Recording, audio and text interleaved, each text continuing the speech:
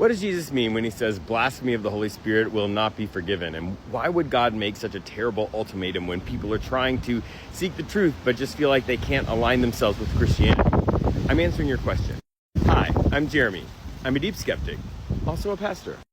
I grew up being told that I needed to be careful because I might accidentally blaspheme the Holy Spirit and that could send me to hell. And it was things like doubting God, questioning God, all kinds of things. Whatever the preacher needed to really scare me about, it was something that could be blasphemy of the Holy Spirit. And you need to be careful about that because it's the one unforgivable sin. Short version of this answer, it's not nearly as severe as fundamentalists make it out to be, so they can use the fear of hell to control people. You just have to really look at it in context and think about it just a little bit. So the story in question happens in the three synoptic gospels, Mark chapter 3, Matthew chapter 12, and Luke chapter 12.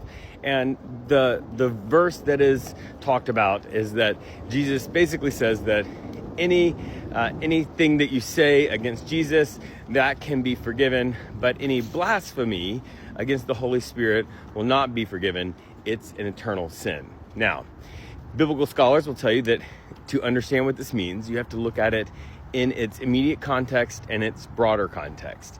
Now, that's something that you need to do whenever you're trying to figure out what any verse in the Bible means, but this one in particular. The broader context is what Jesus has been doing up to this point in these stories.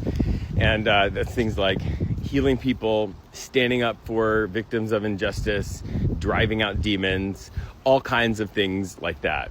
He is doing what he said his ministry would be about, which is proclaiming release to captives, recovery of sight to the blind, and standing up for the poor and all of those things.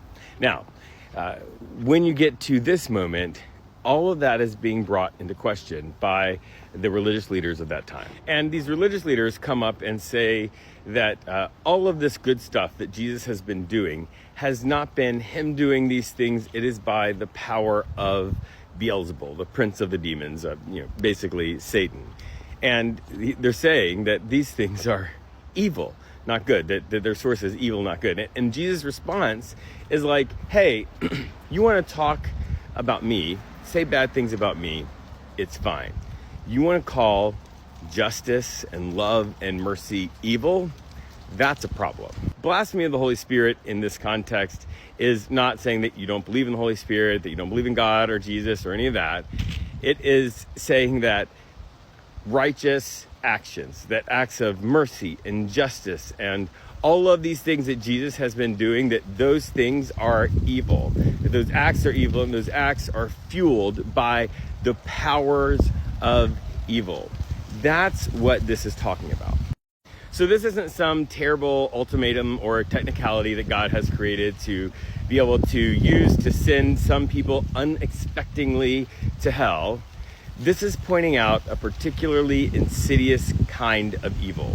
The kind of evil that casts good and holy and righteous acts as evil itself. That is just not okay.